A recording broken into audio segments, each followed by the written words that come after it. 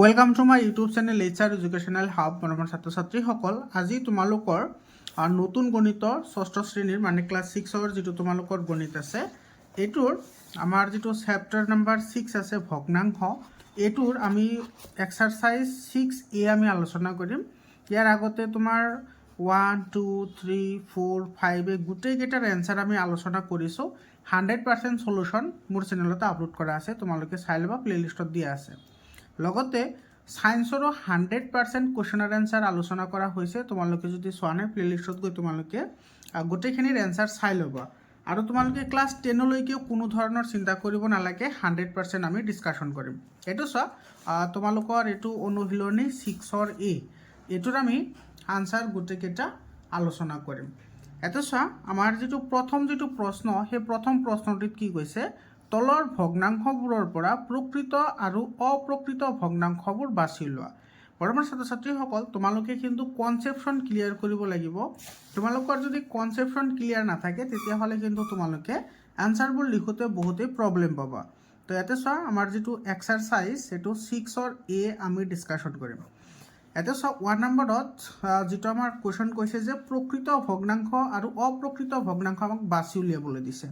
তো তুমি এইটোৰ আনচাৰ লিখিবা এনেধৰণে। প্ৰথমতে এইটো লিখিবা যে প্ৰকৃত ভগ্নাংশ, এইটো এনেকৈ ইয়াতে লিখিবা প্ৰকৃত ভগ্নাংশ, আৰু যিকেইটা অপ্ৰকৃত ভগ্নাংশ আছে সেইকেইটা আমি ইয়াতে লিখিম অপ্ৰকৃত ভগ্নাংশ।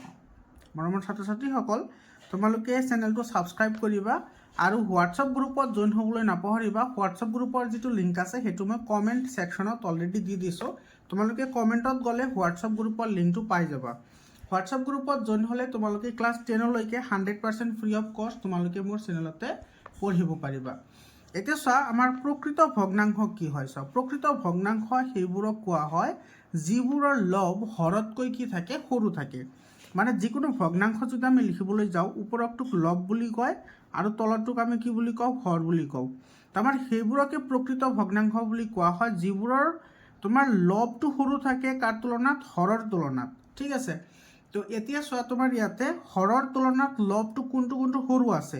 তুমি যদি প্ৰশ্নত চোৱা, প্ৰথমতে তোমাৰ এইটো চোৱা, এইটো আমাৰ আছে 1/100 আছে। এইটো কি হ'ব, 1 কি হ'ব, 100। বুজি পাইছানে?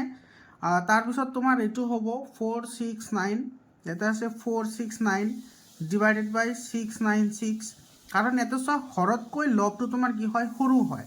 ঠিক আছে। তাৰপিছত এইটো হ'ব তোমাৰ 940 ডিভাইডেড বাই 1024, এইটো হৈছে অপ্ৰকৃত ভগ্নাংশ। এতিয়া তোমাৰ চোৱা, এইটো 49 বাই যিটো 49 আছে এইটো তোমাৰ অপ্ৰকৃত ভগ্নাংশ হ'ব। আৰু যদি আমি এইটো যদি চাওঁ, এটা চাইটো মিক্স ফ্ৰেকশ্যনত আছে, গতিকে মিক্স ফ্ৰেকশ্যনত থাকিলে এইটোৰে যদি আমি এইটো পূৰণ কৰোঁ তেতিয়াহ'লে কিমান পাম আমি, 2 4 = 8 + 1 9, এইটো হ'ব তোমাৰ 9/4। তো 9/4 হ'লে এইটো তোমাৰ অপ্ৰকৃত ভগ্নাংশ হ'ব। তো যিহেতু এইটো তোমাৰ লবটো সৰু আছে আৰু হৰটো ডাঙৰ আছে, গতিকে এইটো প্ৰকৃত ভগ্নাংশ হ'ব। গতিকে এটা আমি লিখিম 9/17। বুজি পাইছা? আৰু এইফালে আছে তোমাৰ কিমান, 100 ডিভাইডেড বাই 200। এতিয়া বাকী যিবোৰ আছে সেইবোৰ আমাৰ কি হ'ব, অপ্ৰকৃত ভগ্নাংশ হ'ব। তো অপ্ৰকৃত ভগ্নাংশৰ তোমাৰ কি থাকে, লববোৰ ডাঙৰ থাকে হৰৰ তুলনাত। তো যেনেকৈ ইয়াতে আছে চোৱা, এইটো 13/9 আছে। তাৰপিছত এইটো আছে 264 ডিভাইডেড বাই 194 আছে। তাৰপিছত আছে তোমাৰ এইটো আছে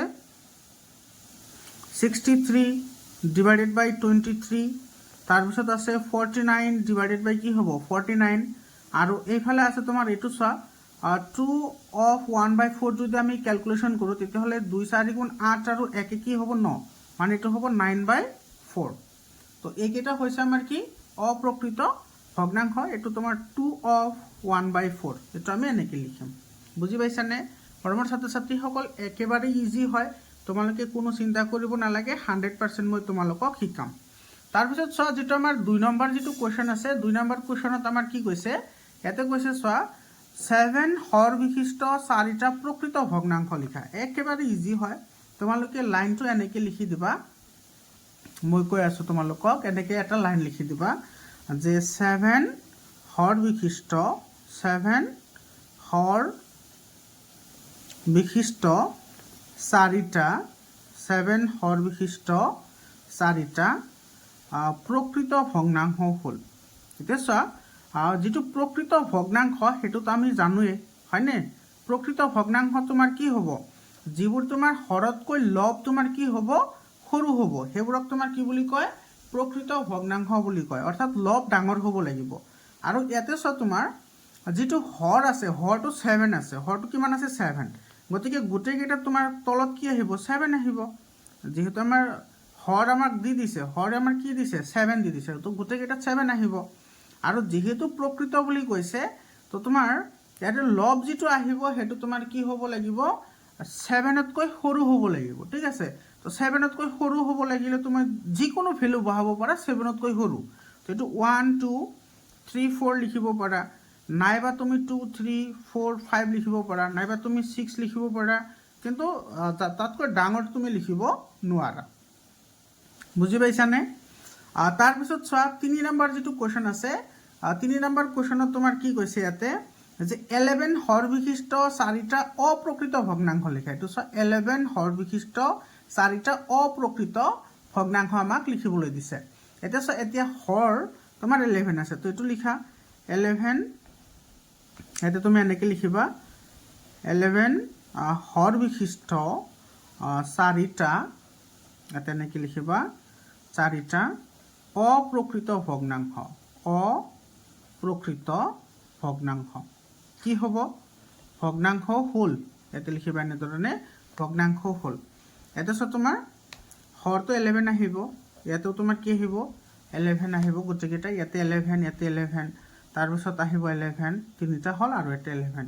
অপ্ৰকৃত বুলি কৈছে, অপ্ৰকৃত হ'লে তোমাৰ গোটেইকেইটা 11তকৈ ডাঙৰ হ'ব লাগিব। তো 11তকৈ যদি ডাঙৰ হয় তো লিখিব পাৰা 12 13 14 15 লিখিব পাৰা। এতিয়া তোমালোকে যদি কোৱা যে ছাৰ মোৰ এই নাম্বাৰকেইটা ভাল নালাগে, মই বেলেগ নাম্বাৰ লিখিম, তোমালোকে লিখিব পাৰা, যিকোনো নাম্বাৰ লিখিব পাৰা, জাষ্ট তোমাৰ কি হ'ব লাগিব 11তকৈ গ্ৰেটাৰ হ'ব লাগিব, মানে 11তকৈ ডাঙৰ হ'ব লাগিব।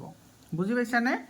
তাৰপিছত চোৱা 4 নম্বৰ যিটো কুৱেশ্যন আছে, 4 নম্বৰ কুৱেশ্যনত কৈছে যে 9 লব বিশিষ্ট 4টা প্ৰকৃত ভগ্নাংশ লিখা। 4 নম্বৰটো 9 লব বিশিষ্ট, এইটো এনেকৈ লিখিবা 9 লব বিশিষ্ট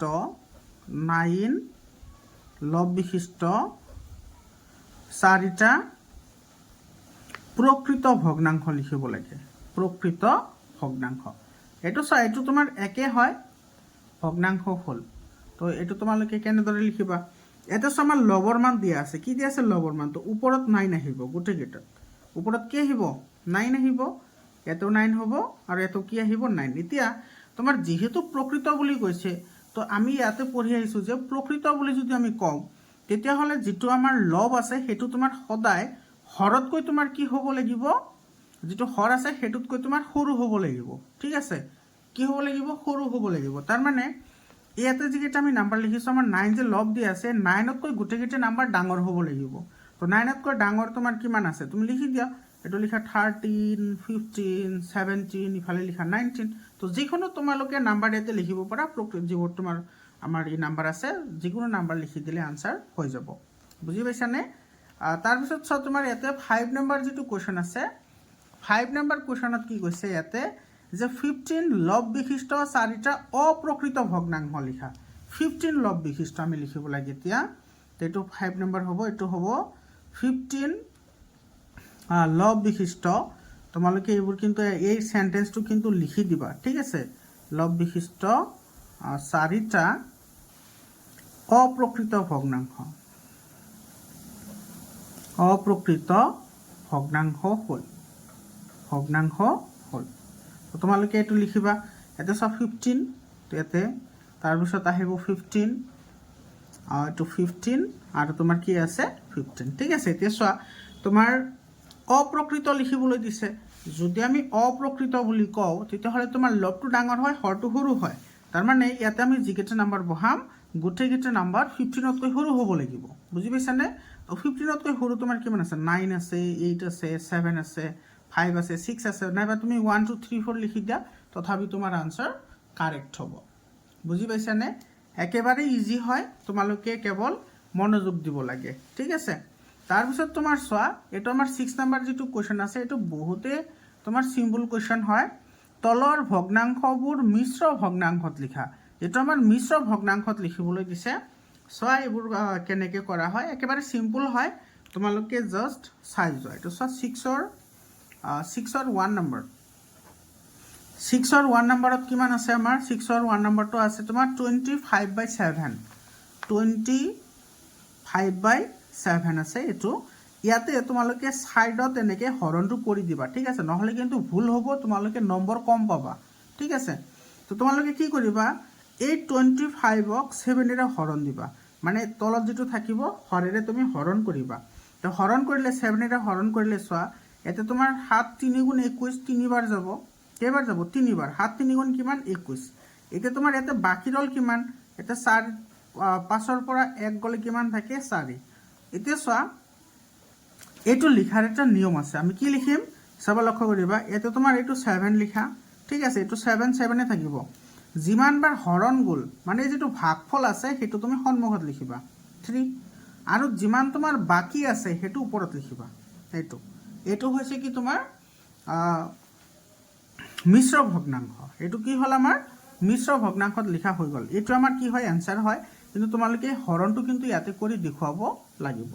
বুজি পাইছানে? তাৰপিছত চাওঁ আমি আহা 6ৰ 2 নম্বৰ। 6ৰ যিটো 2 নম্বৰ আছে সেইটো কিমান আছে চোৱা। 6ৰ 2 নম্বৰ আছে তোমাৰ 64/19। 64/19 এইটো 6ৰ 2 নম্বৰ। এইটো আছে তোমাৰ 64 কিমান আছে? 19 আছে। এতিয়া তোমাৰ এই 64/19 এইটো তুমি মিশ্ৰ ভগ্নাংশত লিখিব লাগে। এইটো তুমি কেনেকৈ লিখিবা এইটো চোৱা। তো 64 তোমালোকে হৰণটো ইয়াতে কৰি দিব লাগিব 64, আৰু ইফালে আছে কিমান? 19। মৰমৰ ছাত্ৰ ছাত্ৰীসকল, তোমালোকৰ কিন্তু পুৰণৰ নেওতা কিন্তু ষ্ট্ৰং লাগিব। পুৰণৰ নেওতাবোৰ তোমালোকে কেতিয়াও ইগন'ৰ নকৰিবা, বহুত ইম্পৰ্টেণ্ট হয়। এতিয়া তোমাৰ কেইবাৰ যাব? তিনিবাৰ যাব। 19 3 কিমান হয়? 57। 19 3 57। এতিয়া চোৱা 14ৰ পৰা, এতিয়া তোমাৰ 14ৰ পৰা 7 গ'লে কিমান থাকে? 7। গতিকে আমাৰ ইয়াতেতো তলতো চেম থাকিব, যিমান হৰণ যায় মানে ভাগফলটো আমি সন্মুখত লিখিম 3, আৰু যিমান বাকী থাকে সেইটো ওপৰত লিখিম। তো এইটো হ'ব 3/7/19। 3/7/19 এইটো হৈছে কি আমাৰ আনচাৰ, ঠিক আছে? তাৰপিছত চোৱা 3 নম্বৰ। 3 নম্বৰত আছে আমাৰ 326/37। 326/37। এইটো আমাৰ কি হ'ব? 326 এইটো আমি 37ৰে ডিভাইড কৰিব লাগে। এইটো যদি আমি 37ৰে যদি আমি ডিভাইড কৰোঁ তেতিয়াহ'লে এইটো তোমাৰ কিমান টাইম যাব? ইয়াতে চোৱা তোমাৰ 37 আছে, এইটো আছে 10ৰ ঘৰত, আৰু এইটো আছে 100ৰ ঘৰত, হয়নে? গতিকে 7বাৰ 7 3 গুণ 21 200 আহিব, হয়নে? আৰু 3 8 গুণ 24, 8বাৰ দিম চাবা। তো 8বাৰ দিলে কিমান হ'ব? 8 7 56, ইয়াতে আহিব 6, ইয়াতে ৰৈ গ'ল 5, আৰু 8 3 24, আৰু ইফালে আছে 5, তো 29। এইটো ইয়াতে মাইনাছ কৰি আনা, ইয়াতে আহিব 0, ইফালে 12ৰ পৰা যদি 9 যায় থাকে 3। এতিয়া হৈ গ'ল আমাৰ এইটো। তো এটা আহিব তোমাৰ 37, এতিয়া ৰিমাইণ্ডাৰ কিমান আছে? 30, মানে ভাগশেষটো ওপৰত আহিব আৰু ভাগফল যিমান আছে সেইটো সন্মুখত আহিব। তো এইটো আমাৰ মিক্স ফ্ৰেকশ্যন হৈ গ'ল, ঠিক আছে? তাৰপিছত চোৱা 4 নম্বৰ। 4 নম্বৰত আছে তোমাৰ 200/61। এইটো কেনেকৈ কৰিম আমি? 200 আৰু ইফালে আছে কিমান? 61। তো ইয়াতে চোৱা এইটোতো একেবাৰে চিম্পুল হয়, এইটো তোমালোকে দিব পাৰিবা। এইটো 60ৰ ঘৰত আছে আৰু এইটো আছে তোমাৰ 100ৰ ঘৰত।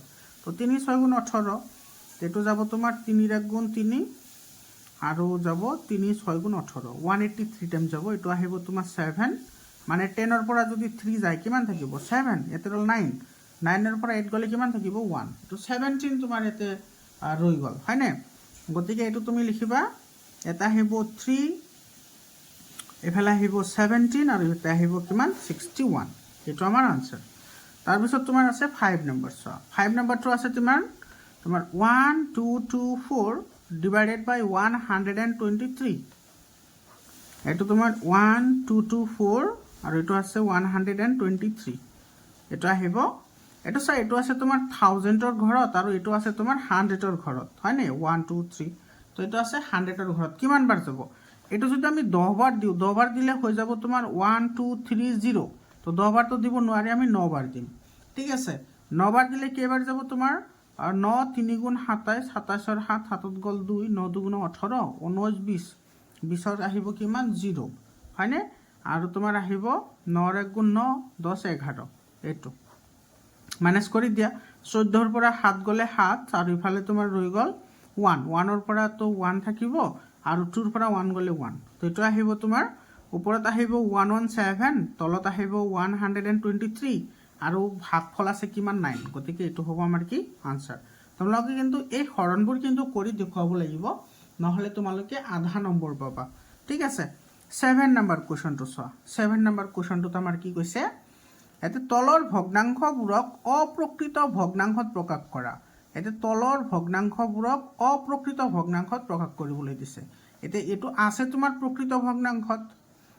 এটো তোমাৰ তো এইবোৰক আমি কি কৰিব লাগে অপ্ৰকৃত ভগ্নাংশত আমি প্ৰকাশ কৰিব লাগে তো 7 নম্বৰ চোৱা 7 নম্বৰটো আমি কেনেকৈ সমাধান কৰিম তো যেটো 7 ৰ যেটো 1 নম্বৰ কোৱেশ্চন আছে 7 ৰ 1 নম্বৰটো তোমাৰ কি আছে 6 of 7/8 হেতু চোৱা তোমালোকে ইয়াতে এটা ফৰ্মুলা মনত ৰাখিবা যদি a of b by c থাকে তেতিয়াহলে এটো আমি যদি সিম্পলিফিকেশন কৰো তেতিয়াহলে এটো কি হয় a into c plus b divided by কি হয় c মানে তোমাৰ সন্মুখত যেটো থাকিব হেতুৰ লগত আমাৰ তলৰ যেটো হৰ থাকিব হৰৰ লগত এটো পূৰণ কৰিব লাগিব পূৰণ কৰি ওপৰত যেটো আছে মানে লবৰ লগত এটো প্লাস কৰিব লাগিব বুজি পাইছা নে তো এটো যদি আমি কৰো কিমান হ'ব এটো হ'ব তোমাৰ 8 into 6 plus 7 divided by কি হ'ব 8 বুজি পাইছা নে একেবাৰে সিম্পল হয় তাৰ মানে তুমি যদি লব হৰ এবোৰ যদি মনত ৰাখিবলৈ টান পোৱা তেতিয়াহলে এটা কাম কৰিবা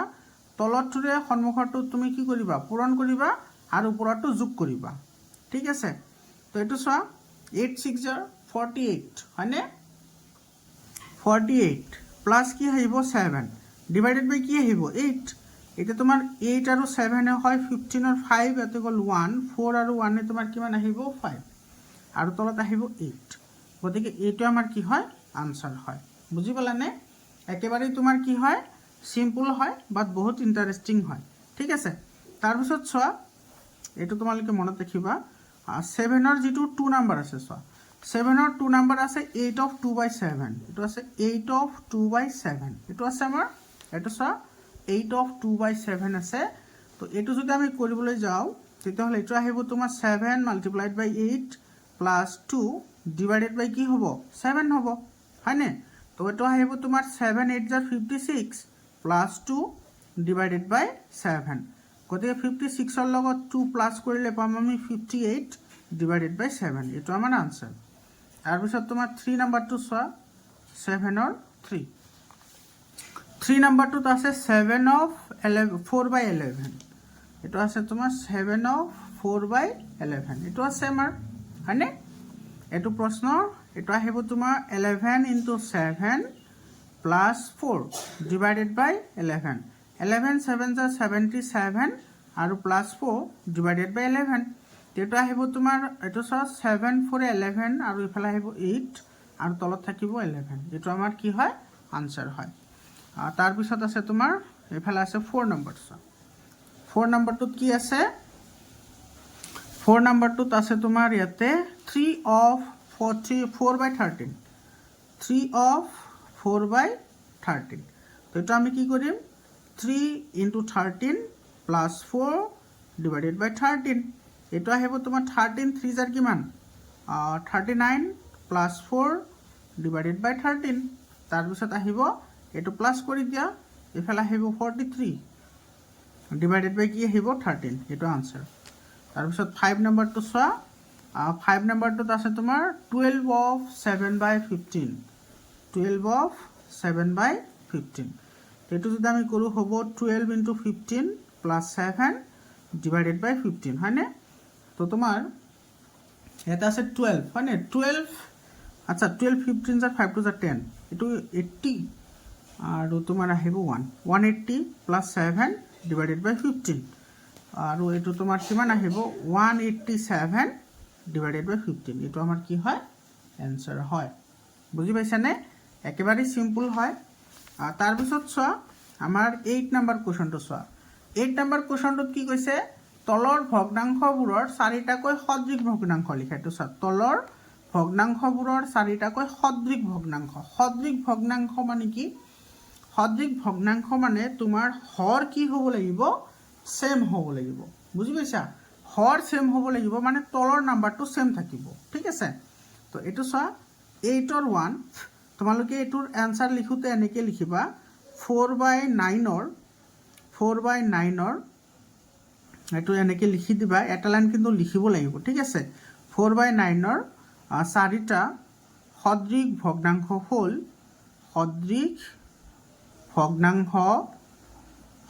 ভগ্নাংশ হ'ল তাৰপিছত তোমালোকে লিখিবা এটা লক্ষ্য কৰা ইয়াতে তোমালোকে হৰকেইটা কিন্তু কি থাকিব সেম থাকিব ঠিক আছে তো এটা 9 আহিব চাৰিটা লিখিবলৈ দিছে হৰ সেম থাকিব লাগিব হৰ সেম থাকিব এতিয়া ওপৰত যিকোনো নাম্বাৰ তোমালোকে লিখি দিয়া এইটো যাতে সদৃশ হয় ঠিক আছে এতিয়া তোমালোকে কোৱা এইটো তোমাৰ কি ভগ্নাংশ প্ৰকৃত নে অপ্ৰকৃত ভগ্নাংশ ইয়াতে যেটো তোমাৰ ভগ্নাংশ আছে ইয়াতে চোৱা তোমাৰ কি আছে ইয়াতে লবটো তোমাৰ সৰু আছে আৰু হৰটো কি আছে ডাঙৰ আছে গতিকে এটা এটা প্ৰকৃত ভগ্নাংশ হয়নে তো ইয়াতে প্ৰকৃত ভগ্নাংশ হলে তোমাৰ লব সদায় সৰু হ'ব তো যিকোনো নাম্বাৰ তুমি ইয়াতে লিখিব পাৰা জাস্ট তোমাৰ 9 তকৈ সৰু হ'ব লাগিব বুজি পাইছা তো এইটো তোমাৰ 3 4 5 6 লিখিব পাৰা নাইবা তুমি 6 7 8 লিখিব পাৰা আৰু ইয়াতে 1 দি দিবা তো দিলে হল বুজি পাইছা তাৰ পিছত তোমাৰ 2 নম্বৰত আছে তোমাৰ 11/13 তো 11 যদি 13 হয় তো 11/13 ৰ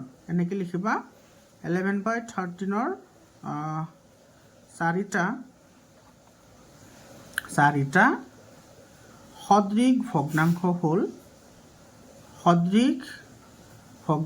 হ'ল ইয়াতেও তোমাৰ কি আহিব এইটো তোমাৰ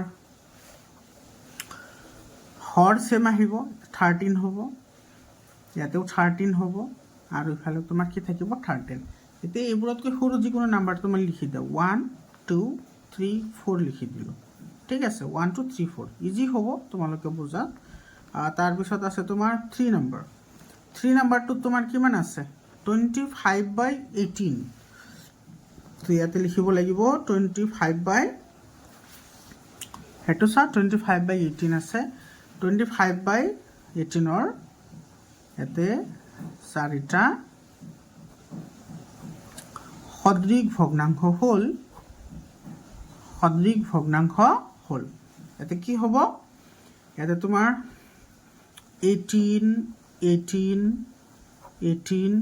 আৰু 18 এনেকৈ তোমালোকে লিখি ল'বা এনেকৈ 18 এতিয়া ইয়াতকৈ সৰুবোৰ লিখি দিয়া ঠিক আছে কি লিখিবা 1 2 3 4 লিখি দিয়া তোমালোকে কেৱল 18তকৈ সৰুবোৰ লিখিব লাগে ঠিক আছে তুমি যিকোনো নাম্বাৰ লিখিব পাৰা 1 2 3 4 লিখিব পাৰা 5 6 7 8 লিখিব পাৰা নাইবা তোমাৰ 9 10 11 12 লিখিব পাৰা তোমাৰ ইচ্ছা তোমাৰ যেটো ভাল লাগে তুমি হেতু লিখিবা আৰু 4 নম্বৰ আছে তোমাৰ 123/125 4 নম্বৰটো চোৱা 123 divided by 125 ৰ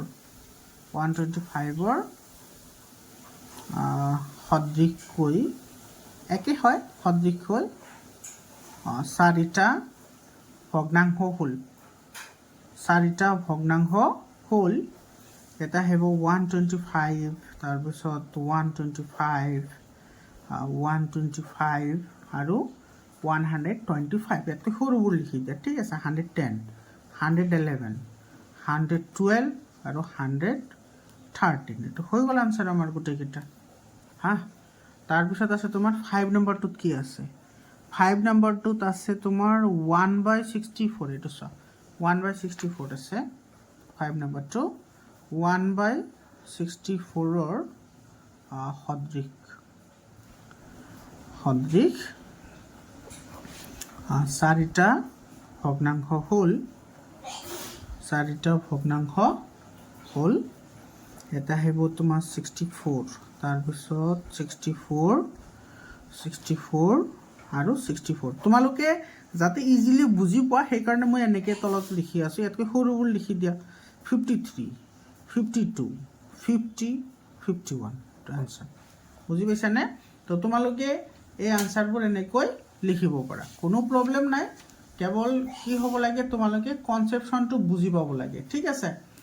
তাৰপিছত চোৱা, ইয়াতে আমাৰ যিটো 9 নম্বৰ যিটো কুৱেশ্যন আছে, এইটোতো আৰু ইজি হয়। 9 নম্বৰ প্ৰশ্নটো এটা আছে, তলৰ প্ৰতিটো ভগ্নাংশৰে 4টাকৈ সমতুল্য ভগ্নাংশ লিখিব লাগে। সমতুল্য ভগ্নাংশ বুলিলে তোমাৰ ইয়াতে আমি যিকেইটা ভেলু লিখিম, গোটেইকেইটাৰ ভেলু তোমাৰ কি হ'ব লাগিব, সেম হ'ব লাগিব, বুজি পাইছা? ভেলু সেম হ'ব লাগিব। কেনেকৈ ভেলু সেম হ'ব লাগিব চোৱা, ইয়াতে তোমাৰ 9ৰ 1 নম্বৰ চোৱা, 9ৰ 1 নম্বৰটো আছে 3/4। তো তুমি এইটো এনেকৈ এটা লাইন কিন্তু লিখিব লাগিব। তোমালোকে বহুতে এইবোৰ ইগন'ৰ কৰা, ঠিক আছে। আৰু কিছুমান টিচাৰো তেনেকুৱা আছে, ধৰাচোন যে এইবোৰ গুৰুত্ব নিদিয়ে, কিন্তু গুৰুত্ব দিব লাগে, নহ'লে আপাৰ ক্লাছত গ'লে এইবোৰৰ কাৰণে তোমাৰ নম্বৰ কমি আহে পৰীক্ষাত, ঠিক আছে। তো 3/4ৰ ইয়াতে 4টা সমতুল্য ভগ্নাংশ লিখিবলৈ দিছে চোৱা, 4টা সমতুল্য ভগ্নাংশ হ'ল। তো এনেকৈ লিখিবা, সমতুল্য ভগ্নাংশ হ'ল। এতিয়া চোৱা 3/4, ইয়াতে 1ক বাদ দি, কাক বাদ দি, 1ক বাদ দি মাল্টিপ্লাই কৰি দিয়ে। এইটো 3 × 2 / 4 × 2। এতিয়া ইয়াতে তুমি যিমানকেইটা মাল্টিপ্লিকেশ্যন কৰিবা, সেইকেইটা কিন্তু সেম অফ নাম্বাৰ হ'ব লাগিব, মানে তোমাৰ লব আৰু হৰ দুটাতে সেম নাম্বাৰ হ'ব লাগিব। তো এতিয়া আহিব তোমাৰ 3 × 2 = 6 আৰু 4 × 2 = 8, এইটো এটা হ'ল। তাৰমানে এতিয়া এই যিটো আমাৰ 6/8 যে হ'ল, এইটো তোমাৰ কি হয়, 3/4ৰ সমানে হয়। এইটো যদি আমি মিনিমাইজ কৰোঁ, মানে যদি লঘিষ্ঠ আকাৰত আনো, তেতিয়াহ'লে আমি এইটোৱে পাম, বুজি পাইছা? সেইকাৰণে সমতুল্য বুলি কৈছে, মানে এইটোৰ ভেলু আৰু এইটোৰ ভেলু তোমাৰ কি হয়, সেম হয়। এইটো যদি তুমি 2ৰে কেঞ্চেল আউট কৰা, 2ৰে কেঞ্চেল আউট কৰিলে এইটো যাব 2 × 3 = 6 আৰু 2 × 4 = 8, মানে 3/4 পাম আমি, বুজি পাইছা? সেইকাৰণে এইটোক আমি কি বুলি কওঁ, সমতুল্য ভগ্নাংশ বুলি কওঁ। আৰু লিখিব লাগে, 4টা লিখিবলৈ দিছে। তাৰপিছত এইটো 3ৰে মাল্টিপ্লাই কৰা, 3 × 3, 4 × 3। এইটো 3 × 3 = 9 আৰু 4 × 3 = কিমান হ'ব, 12। এইটো আমাৰ দুটা হৈ গ'ল। আৰু লিখা 3/4, এতিয়া আমি কৰিম কিমান, এইটো 4ৰে, তো 3 × 4 / 4 × 4 হ'ব। তো এইটো হ'ব তোমাৰ 4 × 3 = 12 আৰু 4 × 4 = কিমান হ'ব, 16। আৰু এটা লাগে, হয়নে? 4টা লিখিবলৈ দিছে, গতিকে এইটো আমি লিখিম 3 × 5 আৰু লিখিম 4 × 5। তো 3 × 5 = কিমান হয়, 15 হয়, আৰু 4 × 5 = 20। তো এইটো আমাৰ আনচাৰ হৈ গ'ল গোটেইখিনি। এইটো তোমাৰ মানে 1 নম্বৰৰ গোটেইকেইটা হৈ গ'ল, ঠিক আছে। তাৰপিছত চোৱা 2 নম্বৰ, 2 নম্বৰত আছে 5/7। 2 নম্বৰত কিমান আছে, 5/7 আছে চোৱা। তো এইটো আমি এনেকৈ লিখিম যে 5/7ৰ 4টা 4টা সমতুল্য ভগ্নাংশ হ'ল, আমি এনেকৈ লিখিম এইটো 5/7 = এইটো 5 × 2 / 7 × 2, 5 × 2 = 10, 7 × 2 = 14, এইটো এটা গ'ল। তাৰপিছত আমি লিখিম 5/7, এইটো লিখিম 5 × 3 আৰু 7 × 3, 5 × 3 = 15 আৰু 7 × 3 = 21। তাৰপিছত আৰু লিখিম 5/7, এইটো 3 গ'ল ইয়াতে, এতিয়া 4ৰে মাল্টিপ্লাই কৰিম, 5/4 আৰু ইফালে আহিব 7 × 4। তো 5 × 4 = 20 আৰু 7 × 4 = 28, আৰু 5/7 = এতিয়া আহিব তোমাৰ 5, তো 5 × 5 আৰু ইফালে আহিব 7 × 5, 5 × 5 = 25 আৰু 7 × 5 = 35। এইটো আমাৰ আনচাৰ, বুজি পাইছানে? একেবাৰেই চিম্পুল হয়। তাৰপিছত আমাৰ আছে 8/11, 8 কিমান আছে, 11 আছে চোৱা। 3 নম্বৰ আছে 8/11, 8/11ৰ ইয়াতে লিখিবা 4টা সমতুল্য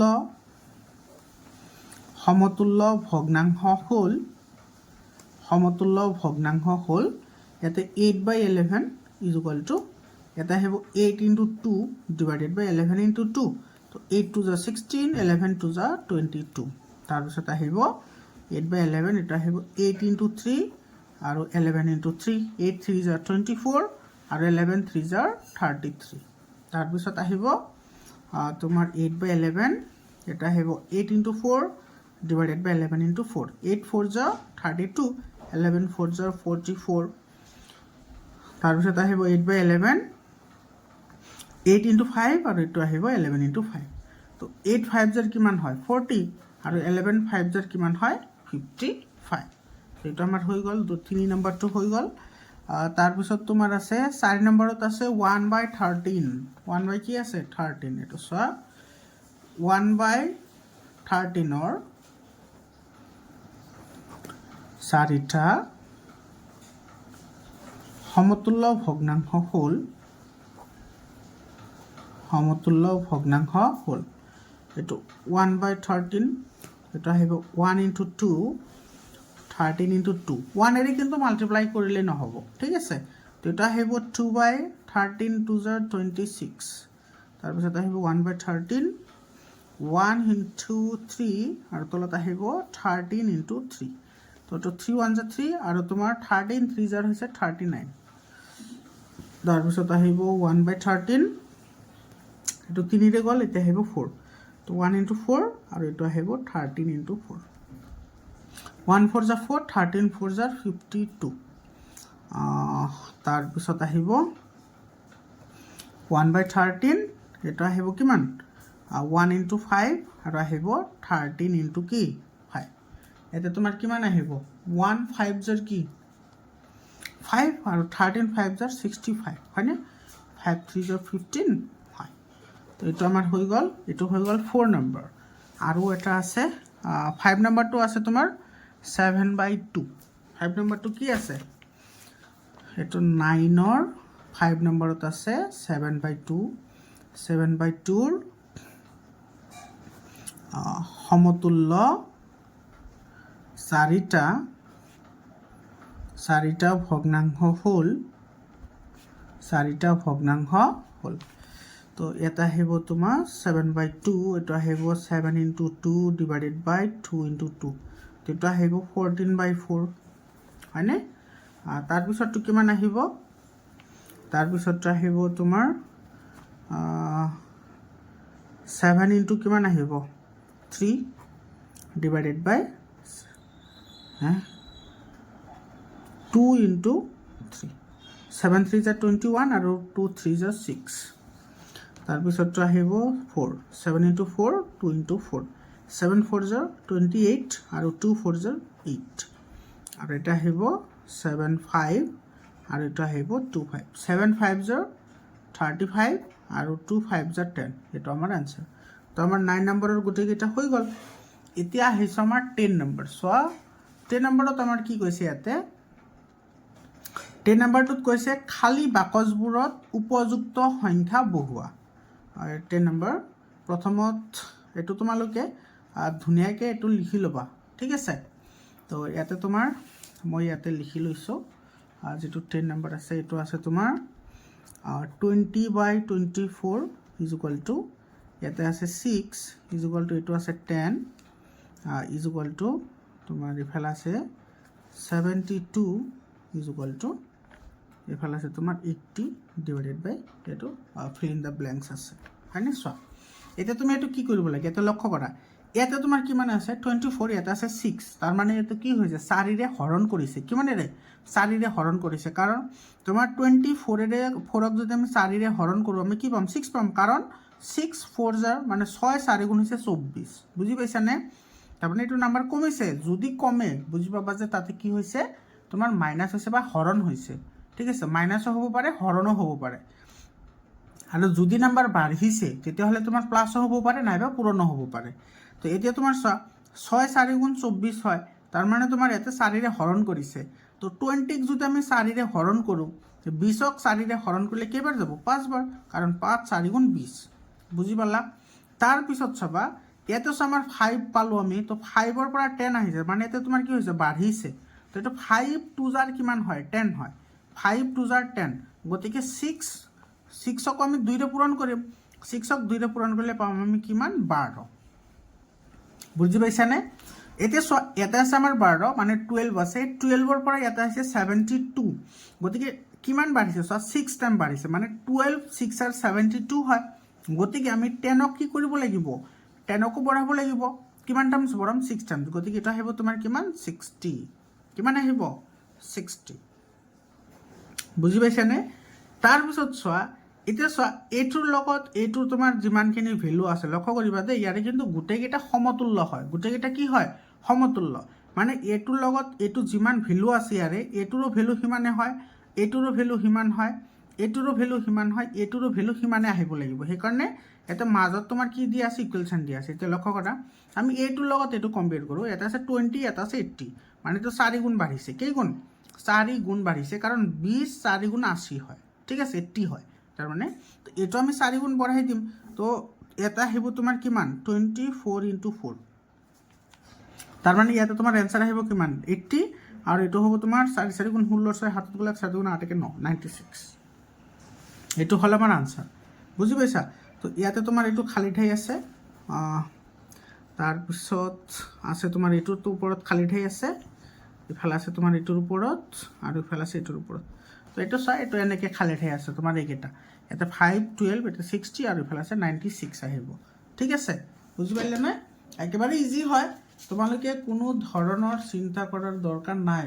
তোমালোকে ক্লাছ 10লৈকে মোৰ চেনেলতে পঢ়িব পাৰিবা, ঠিক আছে? তাৰপিছত চোৱা, ইয়াৰে আমাৰ আচ্ছা 10ৰ দুটা আছে, তো এইটো আমাৰ 10ৰ 1 গ'ল, 10ৰ 1।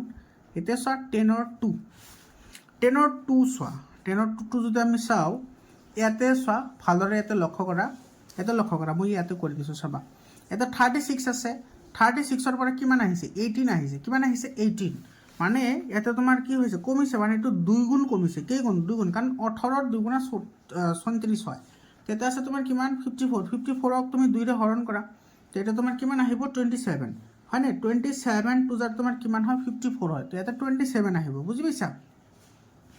তাৰপিছত চোৱা, ইয়াতে তোমাৰ 27 আছে, 27ৰ পৰা 9 আহিছে। আমি জানো যে 9 3 গুণ 27, মানে 27ক 3ৰে হৰণ কৰিছে। 3ৰে হৰণ কৰাৰ পিছত কিমান আহিছে? 9 আহিছে, কাৰণ 9 3 গুণ 27 হয়।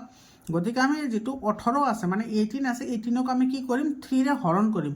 3ৰে হৰণ কৰিলে কিমান আহিব? 6 আহিব, কাৰণ 6 3 × 18 হয়। তাৰপিছত ইয়াতে 6ৰ পৰা তোমাৰ কিমান আহিছে? 6ৰ পৰা আহিছে 72। তো 6ৰ পৰা যদি 72 আহিছে, তাৰমানে ইয়াতে তোমাৰ কিমান পূৰণ হৈছে? 12, 12। 6 12 72 হয়। মই প্ৰথমতে কৈছোঁ তোমালোকৰ কিন্তু পূৰণৰ নেওতা বহুত ষ্ট্ৰং লাগিব, মানে বহুত মুখস্থ লাগিব। তো তোমাৰ আমি 9কো কি কৰিম? মাল্টিপ্লাই কৰিম, কিমানেৰে? 12ৰে। তো তোমাৰ 9 12 তোমাৰ কিমান হয়? 108 হয়, 108 হয়। তাৰপিছত ইয়াতে আছে 162, 100 কিমান আছে? 62 আছে। তো 108ৰ পৰা 100 তোমাৰ কিমান আহি গ'ল? 62 আহি গ'ল। আচ্ছা, তোমাৰ ইয়াতে তোমাৰ এইটো আৰু এইটো গোটেইকেইটাৰ ভেলু তোমাৰ ছেম আছে। গতিকে আমি এইটোৰ লগত এইটো কি কৰিম? আমি কম্পেয়াৰ কৰিম, হয়নে?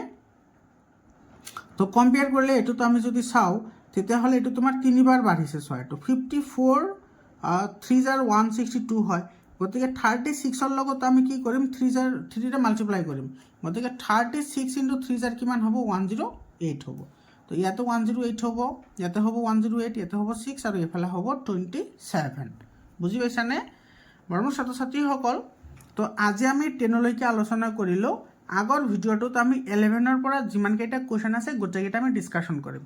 মৰমৰ ছাত্ৰ ছাত্ৰীসকল, তোমালোকে কোনো ধৰণৰ চিন্তা কৰিব নালাগে, 100% মোৰ চেনেলতে পঢ়িব পাৰিবা। তোমালোকৰ ভিডিঅ'টো কেনেকুৱা লাগিল তোমালোকে কমেণ্ট কৰি জনাবা। ইয়াৰ পিছৰ ভিডিঅ'টিত আমি 11ৰ পৰা বাকী কুৱেশ্যনকেইটা ডিছকাশ্যন কৰিম। তোমালোকে চেনেলটো ছাবস্ক্ৰাইব কৰিবা, আৰু হোৱাটছআপ গ্ৰুপত জইন হ'বলৈ নাপাহৰিবা। হোৱাটছআপ গ্ৰুপৰ লিংক মই কমেণ্টত দি দিছোঁ।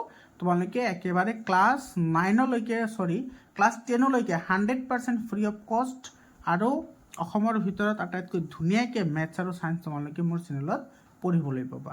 আজিৰ কাৰণে এইখিনিয়ে, আকৌ লগ পাম বেলেগ এটা ভিডিঅ'লৈ। ধন্যবাদ।